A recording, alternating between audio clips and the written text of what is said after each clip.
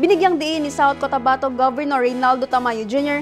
ang kahalagahan ng turismo bilang susi sa mas maraming oportunidad para sa trabaho, negosyo at pangmatagalang kaunlaran. Inihayag ito ng gobernador sa pagtatapos ng Tourism Month celebration. Ang Partners in Peace and Progress story mula kay Jen Garcia.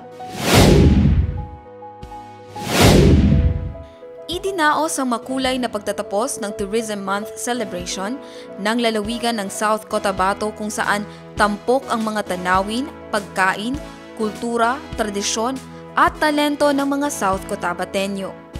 Sa mensahe ni Governor Reynaldo Tamayo Jr., kanyang binigyang diin ang kahalagahan ng turismo bilang susi sa mas maraming oportunidad para sa trabaho, negosyo at pangkalahatang kaunlaran.